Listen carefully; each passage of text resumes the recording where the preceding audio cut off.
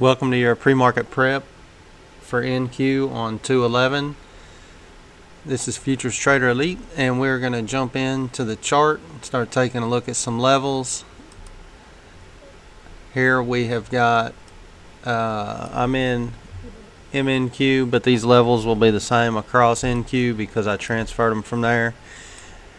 Right now we're on the 60-minute.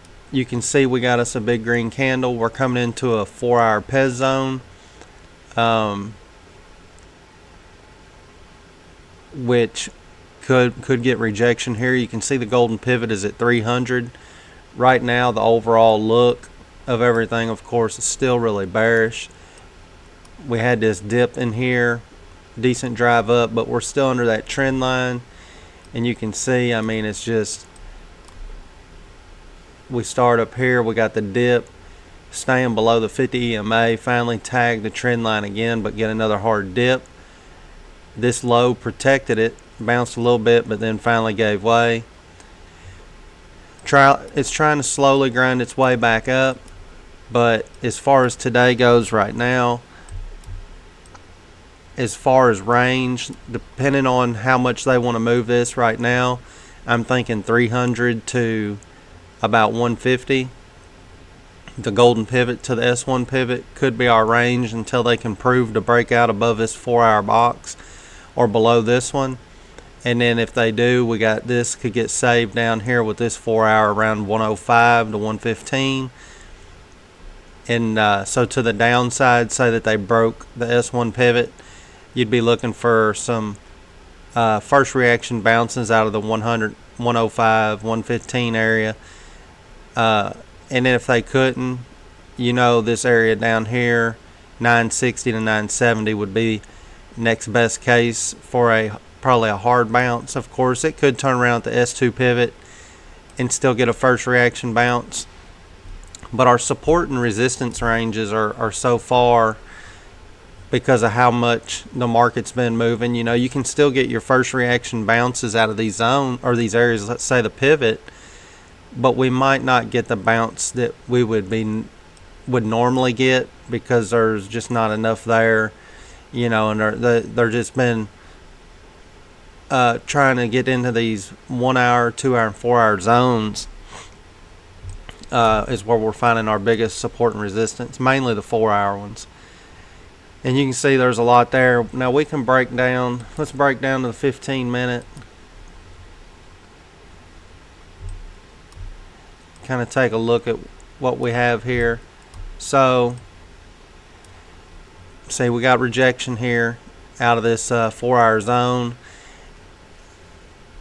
We got another 4-hour zone here is from 330 to 340. So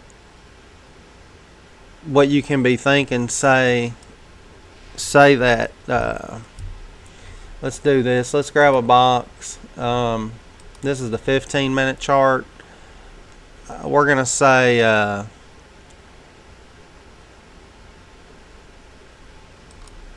from 210 to 215. This is gonna be a Pez zone on the 15-minute, and then, you know, we're gonna see, let's say that they did go take this up some.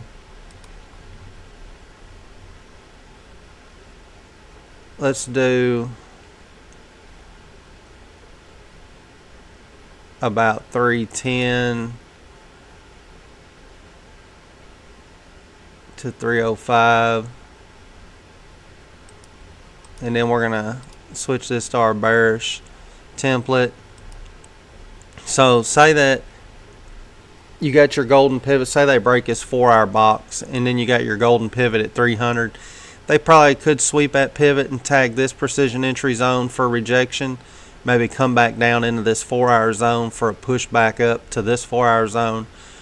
They could reject off the golden pivot and then pierce right through this zone, this precision entry zone, go straight to that 4-hour. The reason I hadn't been keeping a whole lot of these on the chart, 15-minute and 1-hour, is because they've been piercing through those with the way the market's been pretty unstable. but you was getting better reactions out of your 4-hour zones than anything. So, but I'll leave them on there because the rule of thumb is they still apply. Just keep your risks a lot tighter, trading them until this market stabilizes.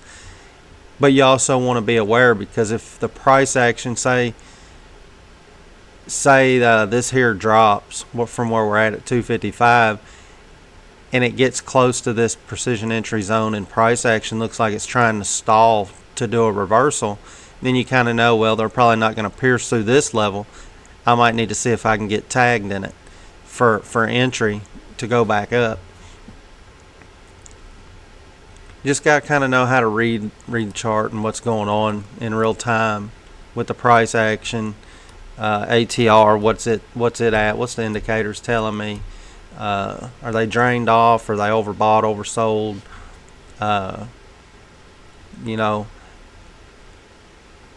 are we under the golden pivot, or are we above it, are we over the 50 EMA, are we under it?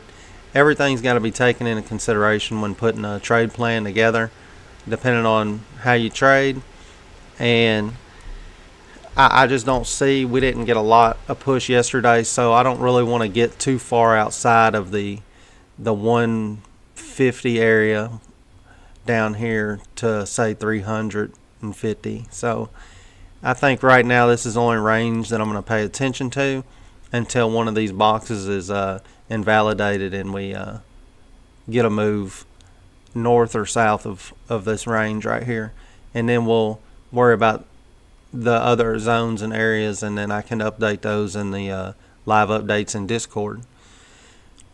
I hope everybody has a great trading day. Stay green, stay patient, let the trades come to you. Do not overtrade. If the trade's not there, just walk away.